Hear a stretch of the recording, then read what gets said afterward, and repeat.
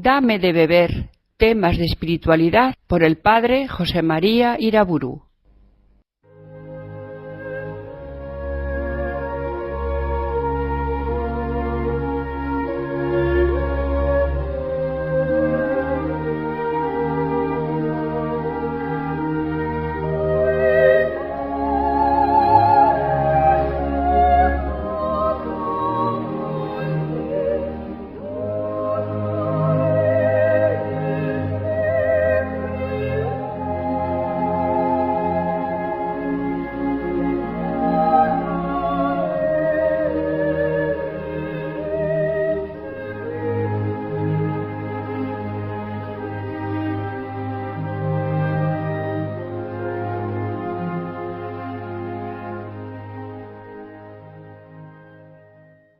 En el nombre del Padre, del Hijo y del Espíritu Santo. Toma, Señor, y recibe toda mi libertad. Dame tu amor y tu gracia, que ésta me basta. Efectivamente, nos basta con la gracia de Dios. Como leemos en 2 Corintios 12, el Señor le dice a San Pablo, te basta mi gracia. Voy a dedicar varias conferencias al tema gracia y libertad, que, como ya se comprende, tiene una importancia decisiva a la hora de plantear rectamente la espiritualidad católica. Toda ella, ciertamente, depende de cómo se entienda este binomio, gracia-libertad, cómo se una la acción de Dios y la colaboración del hombre. San Agustín, con ocasión de sus polémicas en contra de los pelagianos, decía que algunos hay que ponderan tanto y defienden la libertad del hombre que vienen a negar la gracia de Dios, mientras que hay otros que, cuando defienden la gracia de Dios, vienen a negar la libertad del hombre. Nosotros, a la luz de la doctrina católica, queremos afirmar juntamente la gracia de Dios, su necesidad absoluta, sin mí no podéis hacer nada, y la libertad del hombre, que con el auxilio de la gracia ha de abrirse a esa acción de Dios. En otra conferencia de hace tiempo traté del tema gracia, virtudes y dones, y en aquella exposición recordábamos las verdades fundamentales sobre la gracia de Dios. Voy a recordar algunas brevemente. La gracia es amor de Dios que gratuitamente se nos comunica en Jesucristo, para que podamos ser perdonados de nuestros pecados, para que podamos salir de ellos con la fuerza del Salvador, más aún para poder vivir una vida nueva, una vida sobrenatural, recibida de Dios como un don, una vida que nos hace participantes de la naturaleza divina, como verdaderamente hijos de Dios.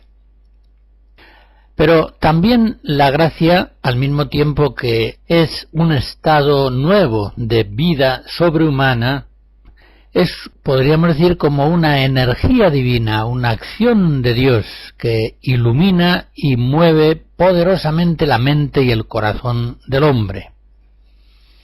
La gracia es, pues, vida en Cristo. Tenemos acceso a la gracia de Dios en función de nuestra unión con Cristo, permaneciendo en Cristo, vivificados siempre como sarmientos por la santa vid. La gracia de Dios sana nuestra naturaleza humana tan profundamente herida y trastornada por el pecado original, y al mismo tiempo nos eleva a una vida sobrehumana, sobrenatural, divina. Basten estas breves palabras para recordar lo que es el misterio de la gracia. Y diré ahora algo acerca de la libertad del hombre. También es algo misterioso, ciertamente. La libertad es ese poder del hombre sobre sus propios actos. Puede hablarse de la libertad ciertamente en diferentes sentidos. Podemos hablar de una libertad externa, física, social. Una persona que está en la cárcel pues no está libre. Aquí tratamos de la libertad interior del hombre, de ese atributo fundamental de la voluntad humana, por el cual el hombre tiene poder para determinarse por sí mismo a obrar o a no obrar, a hacer esto o a hacer lo otro, a hacerlo ahora o a hacerlo más tarde, sin que su voluntad se vea determinada en estas opciones por ninguna fuerza externa o interna. La libertad, por tanto, es elección, y eso significa responsabilidad personal de los propios actos u omisiones. Una persona que no es libre no es responsable, mientras que cuando realmente nuestra libertad está en ejercicio, nos hacemos dignos de premio si obramos bien, tenemos mérito, y nos hacemos acreedores de castigo si obramos el mal, lo que es el pecado, la culpa. También hemos de recordar que el grado de libertad está en proporción al grado de conocimiento y espontaneidad del acto.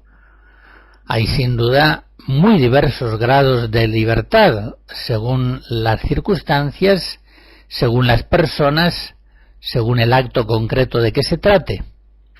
A veces, indudablemente, la ignorancia o un miedo invencible, la violencia, pueden venir a disminuir e incluso a anular totalmente la libertad personal de un acto y, por tanto, quitarnos la responsabilidad correspondiente a esa acción. Y también, según esto, podremos decir que hay hombres más o menos libres.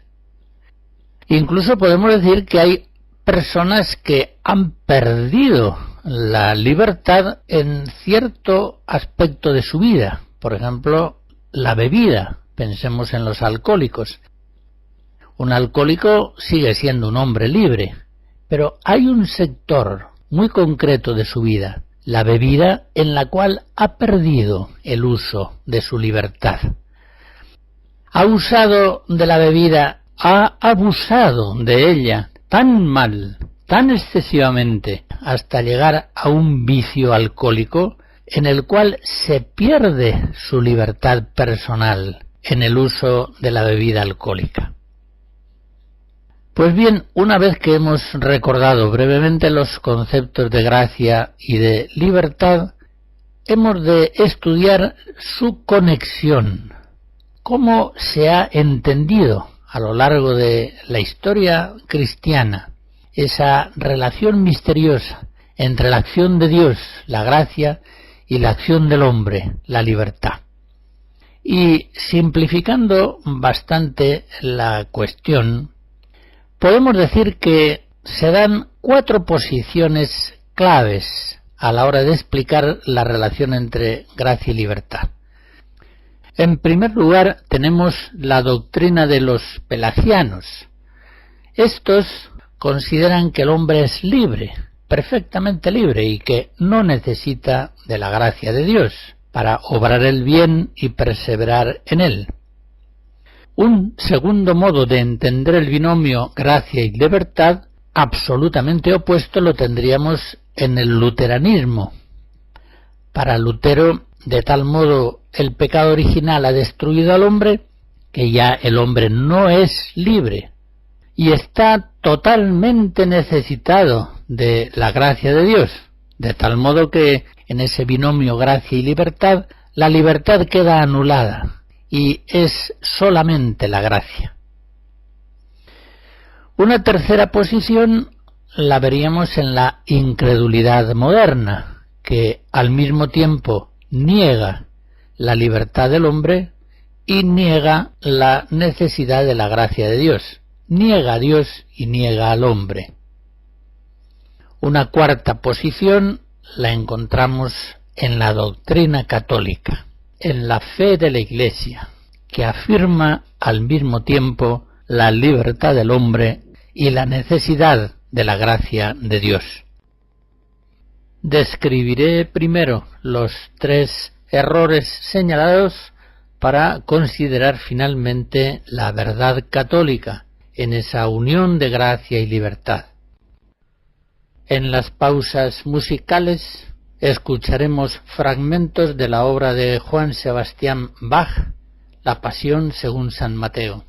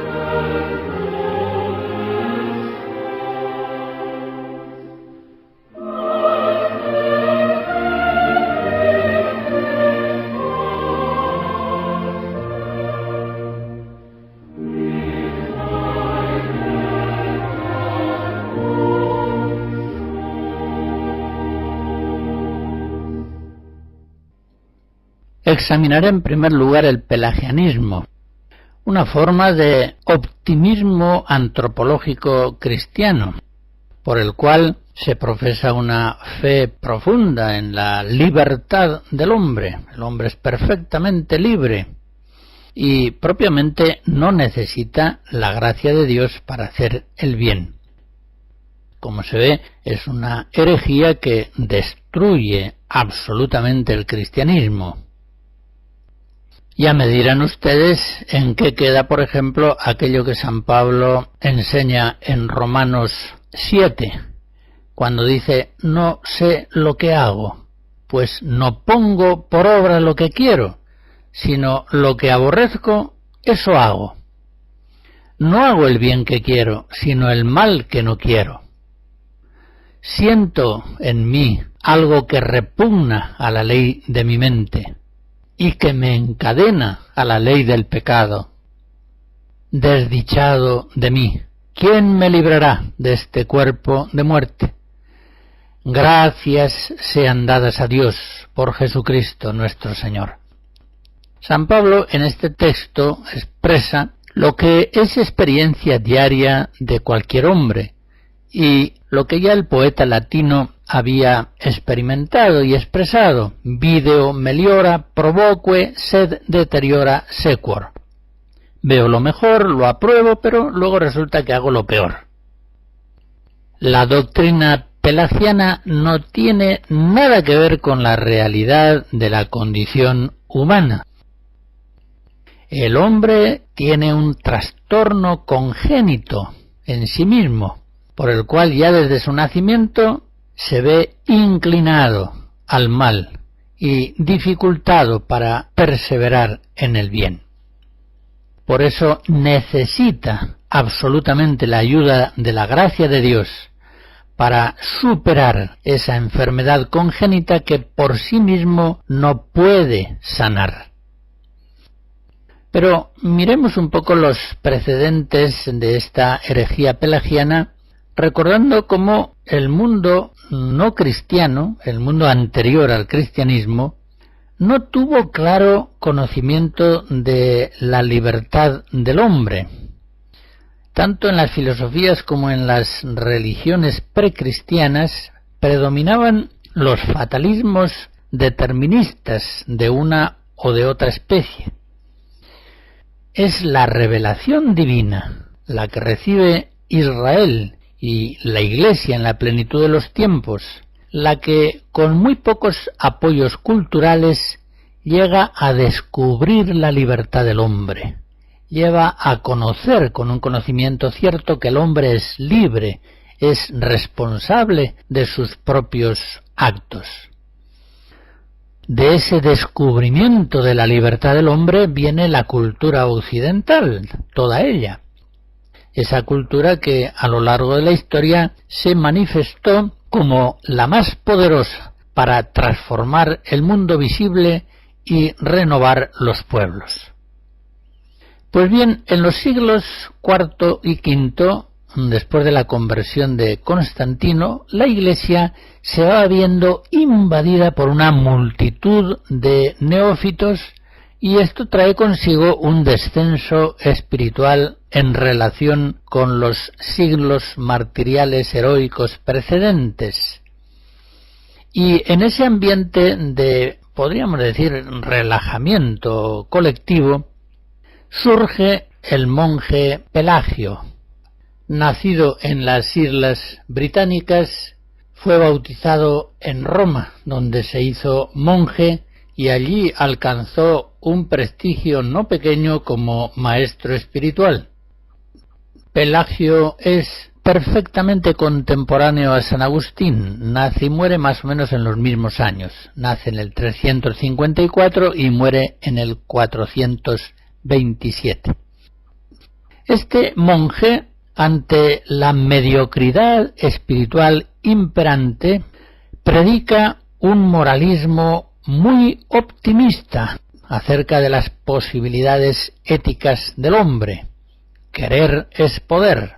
Afirma con gran fuerza el valor de la naturaleza humana y su capacidad de hacer el bien y de perseverar en él.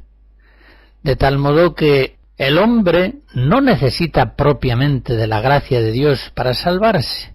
La gracia será una ayuda, pero no una ayuda necesaria.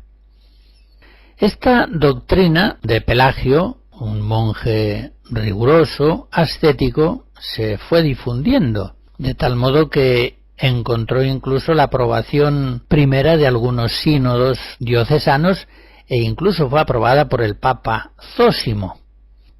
Cuando ya la Iglesia va teniendo una información más exacta de la verdadera doctrina del pelagianismo, pronto lo rechaza con gran fuerza.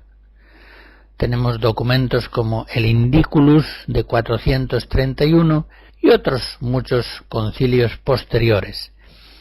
En la respuesta a la herejía pelagiana sobresalieron San Jerónimo, San Próspero de Aquitania y muy especialmente San Agustín, el doctor de la gracia. A través de él, sobre todo, conocemos la doctrina pelagiana porque muchas de las obras de los pelagianos fueron destruidas y no se conservan ejemplares.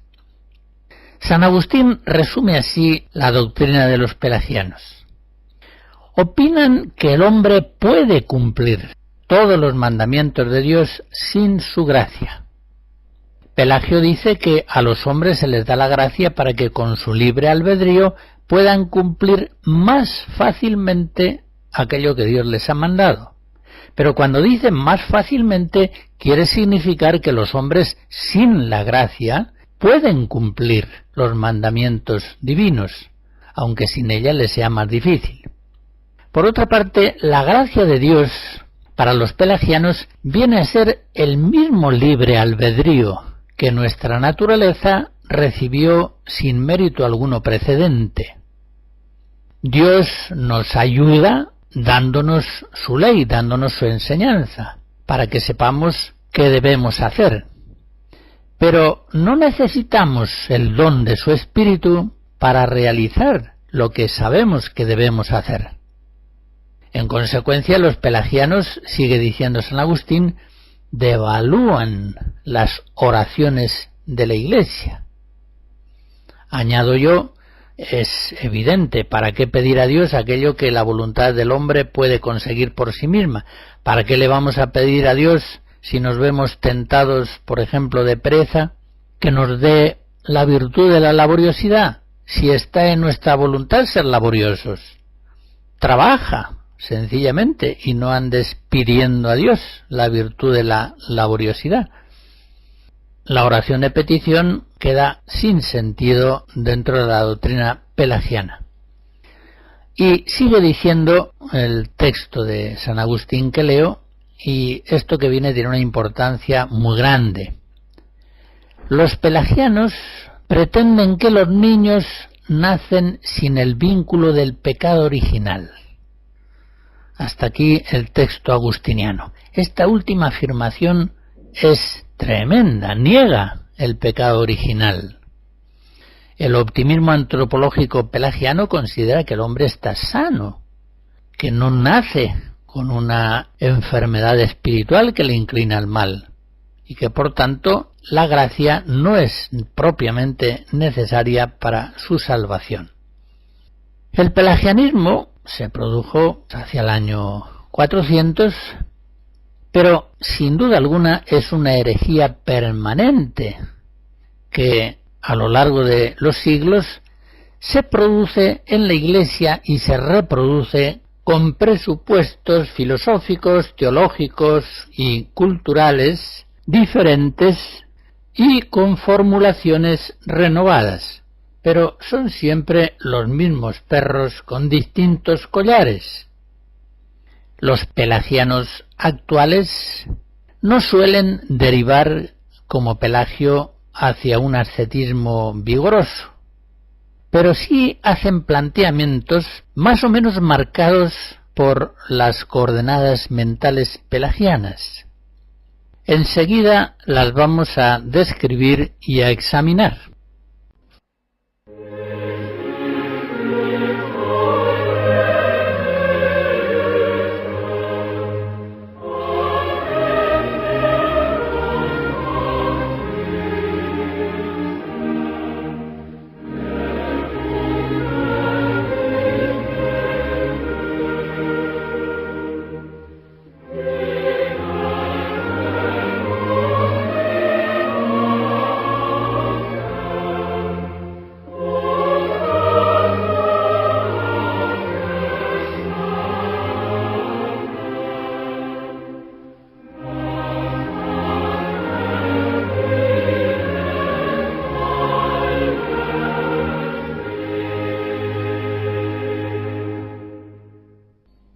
Voy a señalar los signos más característicos de una actitud pelagiana.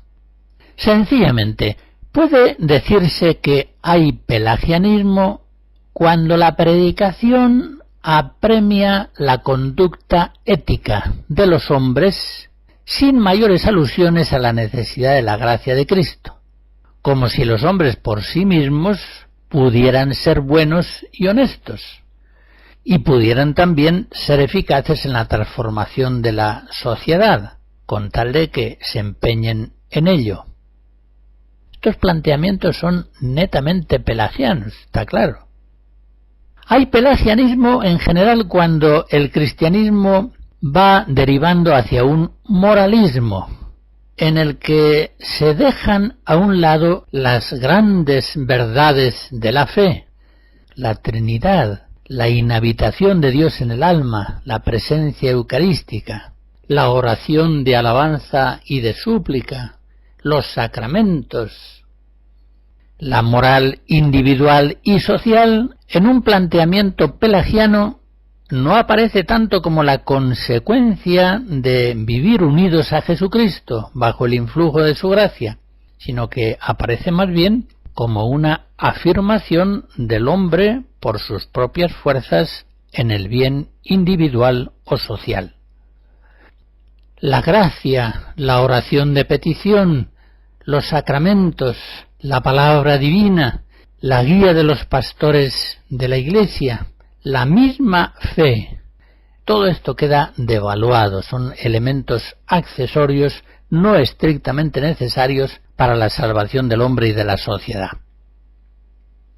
Del mismo modo, hay pelagianismo cuando ya no se habla del pecado original y de los destrozos que causó en la raza humana. No se ve ya al hombre como un hombre pecador, que por sí mismo no tiene posibilidad de salvarse. Podría decirse que esa negación del pecado original es el error más decisivo de la doctrina pelagiana.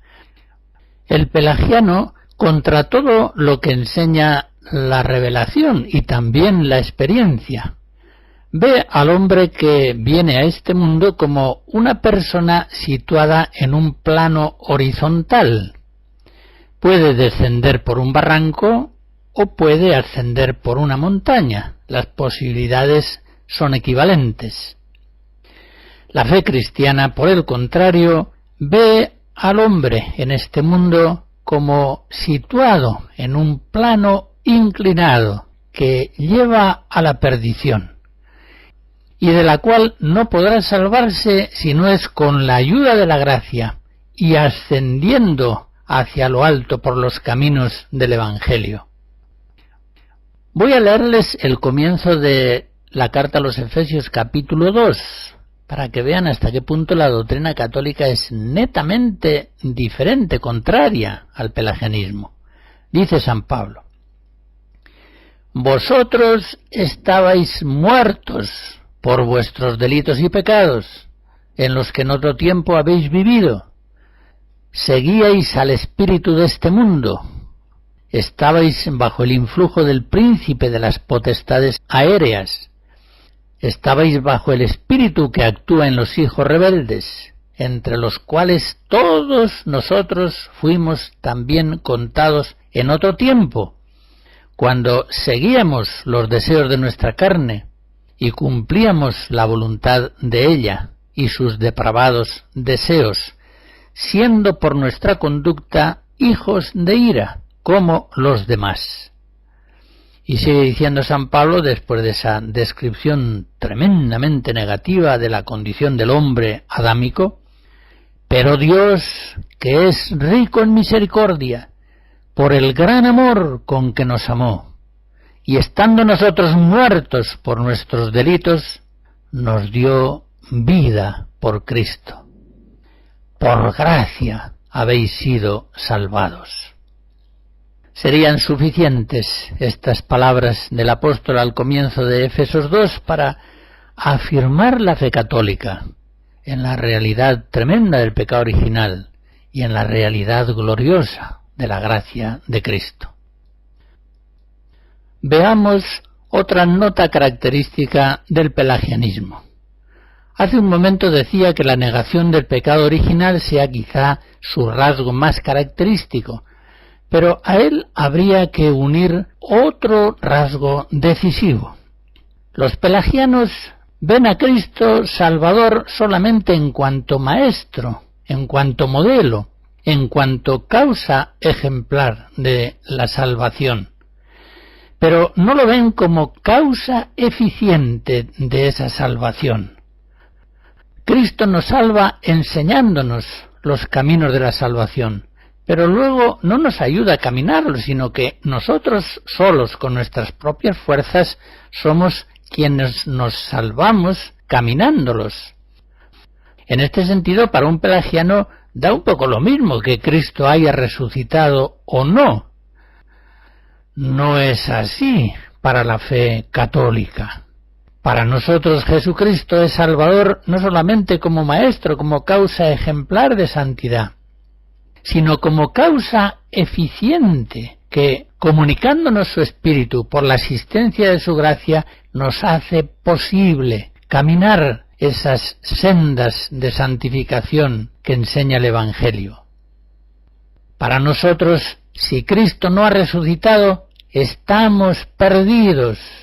No nos basta con que nos haya enseñado solamente los caminos de la salvación.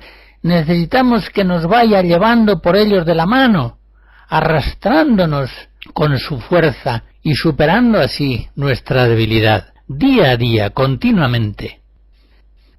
Sabemos que sin Él no podemos hacer nada, Juan 15, y sabemos que Él es la santa vid, que fluye permanentemente hacia los sarmientos la vida de su gracia.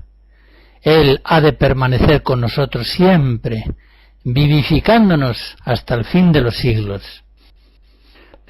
Pero vengamos a otro indicio muy significativo de pelagianismo.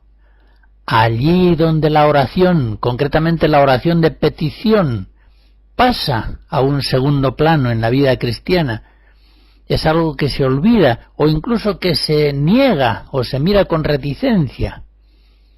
Estamos en un ambiente espiritual pelagiano. Y lo mismo habría que decir donde falta el espíritu de oración, de acción de gracias, de alabanza a Dios.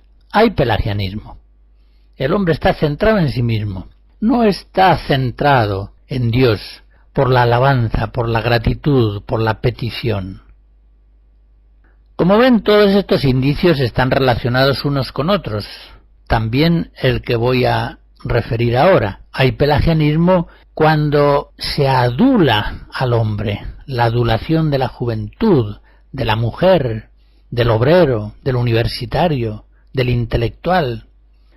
Todo elogio del hombre por sí mismo, sin referencia a Cristo Salvador, está indicando pelagianismo, implica un olvido sistemático del pecado original. Permite ignorar en la práctica que todo hombre, también si es joven, mujer, obrero, universitario o intelectual, es indeciblemente miserable, es falso, es débil. Está, como nos enseñaba el apóstol en Éfesos 2, cautivo del demonio, del mundo y de la carne. Está absolutamente necesitado de salvación por la gracia sobrenatural de Cristo.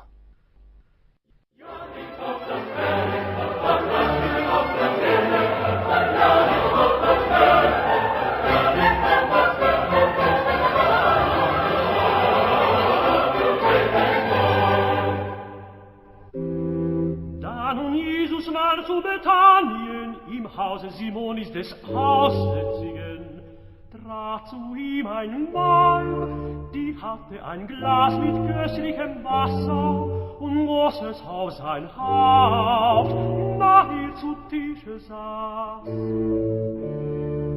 Da sein Engel sein und lieb und willig und sprach, was du dich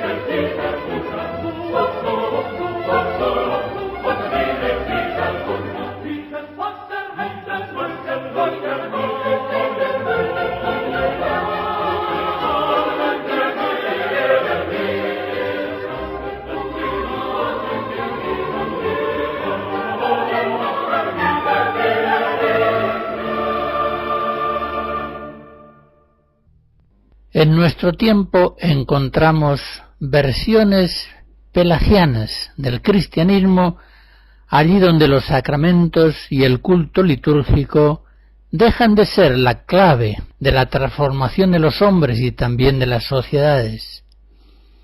Aquellos que creen que su salvación es ante todo gracia de Cristo, jamás se apartan de los manantiales litúrgicos de la gracia.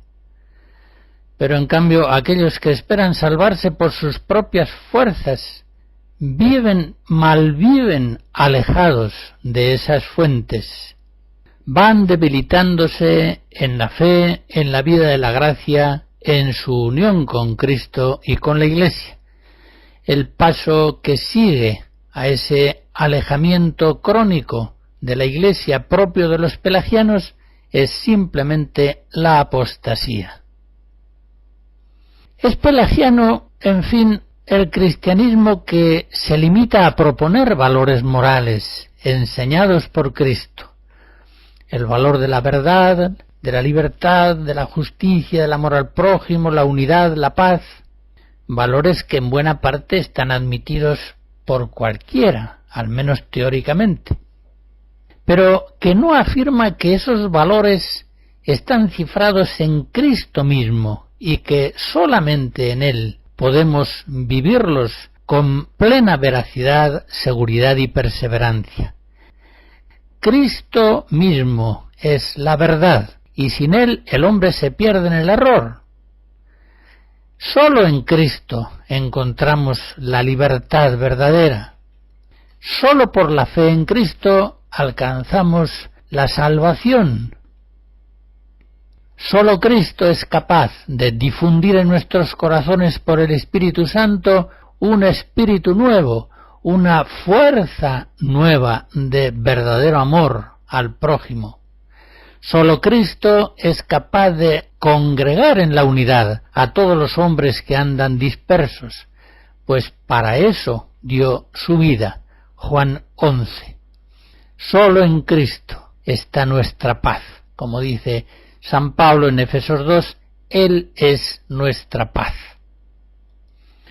Por eso no podemos menos de ver actitudes profundamente pelagianas en aquellos cristianos o grupos de la Iglesia que ponen grandes esperanzas en las virtualidades salvíficas del Zen, del psicoanálisis, de la meditación trascendental, del Reiki, del Eneagrama, de las diversas terapias de la vida de grupos y comunidades, en fin, todos aquellos que confían en estas técnicas psicosomáticas y afirman que son capaces de asegurarnos la paz interior, el aumento de la energía, el acrecentamiento de nuestra armonía íntima y de nuestra armonía con el mundo, todos ellos son más o menos afectados de pelagianismo.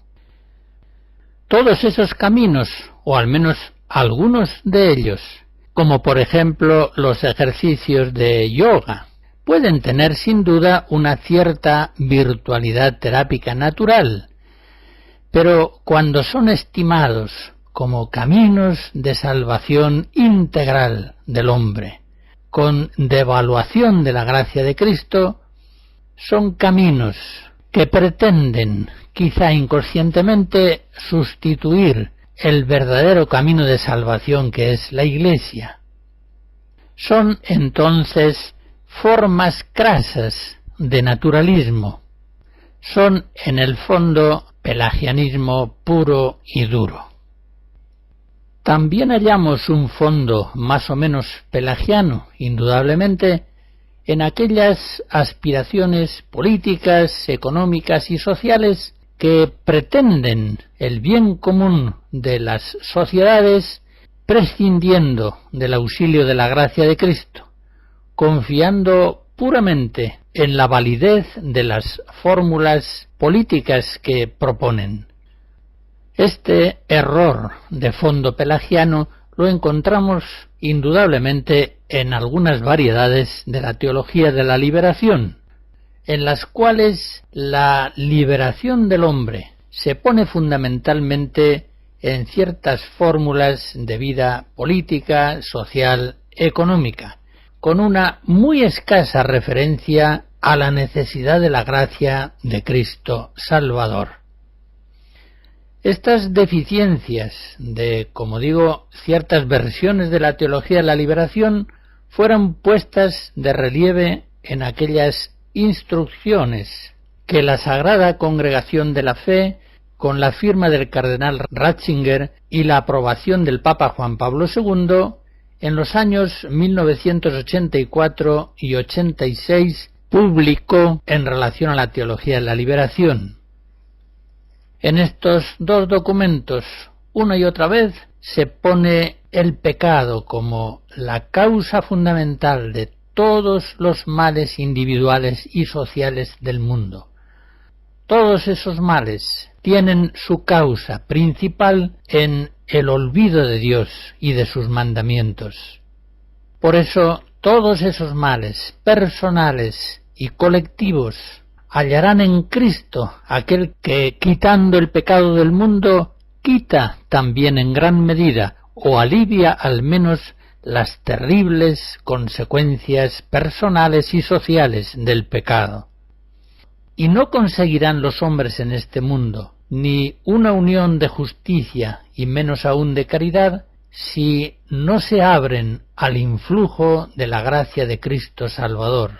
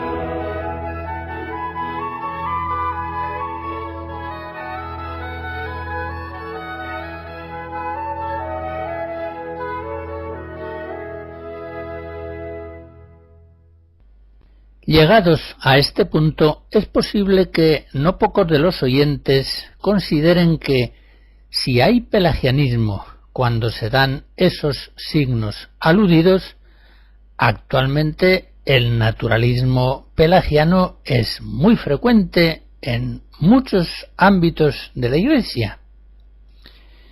Efectivamente, esa es la dura realidad. Ese justamente ha sido el diagnóstico realizado por hombres eminentes fidedignos de la Iglesia de nuestro tiempo. Según el cardenal de Libac, cito textualmente, nunca, como hoy, a partir de los tiempos de San Agustín, que fueron también los tiempos de Pelagio, la idea de la gracia fue más ignorada. Y podría yo añadir, aunque es una verdad ya implícita en la anterior, que nunca como hoy el pueblo cristiano ha ignorado la realidad tremenda del pecado original. Hoy son muchos los cristianos que ven al hombre en una situación neutral. Igualmente puede inclinarse al bien que al mal, pero no lo ven como nacido ya con una enfermedad espiritual que le inclina al mal y le dificulta el bien. No ven pues al hombre necesitado de una salvación por gracia dada por Cristo. A la opinión del cardenal de Libac puedo añadir la de el cardenal Ratzinger en un escrito suyo de 1991. Decía, el error de Pelagio tiene muchos más seguidores en la Iglesia de hoy de lo que parecería a primera vista. Así es, efectivamente. En el proceso de descristianización de los últimos siglos se ha ido produciendo una reducción del Evangelio a un eticismo voluntarista, por supuesto de estilo pelagiano. Un voluntarismo moralista que primero dio lugar a un moralismo individual y ascético, los tiempos en que se hablaba mucho, por ejemplo, del sexto mandamiento, y que ahora en nuestro tiempo se ha ido haciendo un moralismo social, muy poco ascético, a diferencia del anterior. En todo caso, antes y ahora se trate de moralismos individualistas o comunitarios que desfiguran el cristianismo verdadero y que nos dejan siempre ante un pelagianismo más o menos acentuado. Y el pelagianismo, en sus formas antiguas o modernas, es propio, en palabras de San Agustín, de aquellos que son enemigos de la gracia de Cristo y que confían en su propia fuerza. Son aquellos que, como antes decía, ven más a Cristo como maestro, como ejemplo, que como causa eficiente de salvación por la acción en nosotros de su gracia. Estos pelagianos modernos consideran estéril el cristianismo que se centra en la unión con Cristo, en el abandono atento y dócil a las iniciativas de su gracia, y en cambio propugnan un cristianismo centrado en la acción del hombre, en la fuerza humana, en la fuerza de libertad que hay en el hombre para cambiarse a sí mismo, y en la eficacia de sus fórmulas e iniciativas para mejorar la sociedad y cambiarla. Es un cristianismo absolutamente estéril, que por la experiencia histórica de los últimos tiempos solamente ha producido secularismo y apostasía. Estos neopelagianos ya no captan la gratuidad de la gracia. No ven tampoco que sólo el Espíritu Santo puede renovar la faz de la tierra. No pueden entender muchos textos de la Escritura, como aquel de San Pablo, Éfesos 2, estáis salvados por la gracia y mediante la fe, y no se debe a vosotros, sino que es un don de Dios, y tampoco se debe a las obras, para que nadie pueda presumir. En fin, ya vemos que la nueva evangelización del mundo moderno secularizado, apóstata de la fe cristiana, exige hoy sin duda superar en la proclamación del Evangelio todos estos moralismos de corte pelagiano, sean referentes a la moral individual o a la moral social. El Evangelio no fue escrito en primer lugar como un código de doctrinas morales, sino que fue escrito casi exclusivamente como una presentación de Cristo, destinada a suscitar la fe en Él. Recordemos aquellas palabras de San Juan en su Evangelio, capítulo 20, cuando dice: todas estas cosas fueron escritas para que creáis que Jesús es el Mesías, el Hijo de Dios, y con esta fe tengáis vida gracias a Él. El apóstol Juan expresa claramente cuál es la intención con la que ha escrito su Evangelio. Ha escrito su Evangelio no simplemente para transmitir un conjunto de enseñanzas morales, sino ante todo y sobre todo para suscitar la fe en Jesucristo como Hijo de Dios y como Salvador del mundo. Pero esto no es característica solamente del evangelista Juan. La buena nueva no fue ofrecida por los apóstoles al mundo antiguo primordialmente como un bloque sistemático moralista. El Evangelio fue anunciado ante todo como gracia de Cristo, como presencia plena de Dios Salvador en Cristo, como una fuerza liberadora del mal, una fuerza positiva, suscitadora de todos los bienes, a la que el hombre y los pueblos deben abrirse por la gracia de la fe y entrando en la Santa Madre Iglesia, sacramento universal de salvación. Fijémonos, por ejemplo, en la carta a los Romanos. Es un ejemplo muy significativo. A San Pablo le bastan 2 capítulos, los primeros, para mostrar la degradación moral insuperable de la humanidad, tanto entre los paganos como entre los judíos, y para llegar a la conclusión de que todos pecaron y todos están privados de la presencia de Dios. Romanos 3:23. Pero enseguida, del capítulo 3 al 11, San Pablo se extiende en una exposición grandiosa de la salvación humana como gracia de Cristo Salvador, a la que se accede fundamentalmente por la fe. Y en los capítulos últimos, del 12 al 16, termina el apóstol exponiendo breve, pero suficientemente, la vida moral nueva, propia de los que viven en Cristo. Hoy, pues, no habrá nueva evangelización del mundo moderno, secularizado y apóstata, si sólo fuéramos capaces de denunciar una y otra vez sus miserias morales, proponiéndole al mismo tiempo unos ideales éticos que sin Cristo no puede el mundo vivir, ni siquiera los puede entender. Hoy evangelizaremos realmente en la medida en que, al modo del apóstol, seamos capaces de decirle al hombre actual que está perdido, que está muerto, pero que en Cristo puede hallar por gracia, verdad, bienaventuranza, vida santa, temporal y eterna.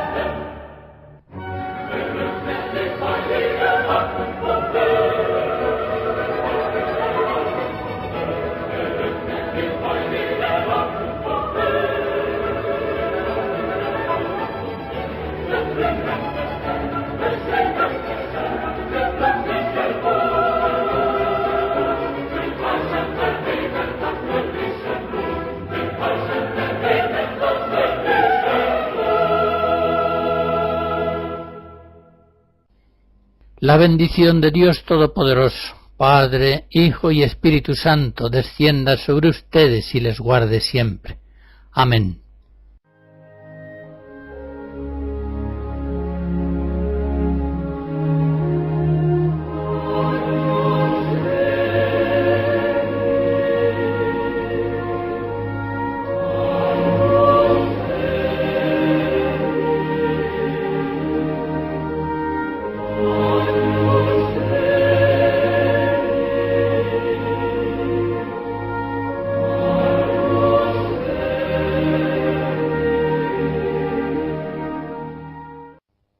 Hemos escuchado Dame de beber, temas de espiritualidad por el padre José María Iraburu.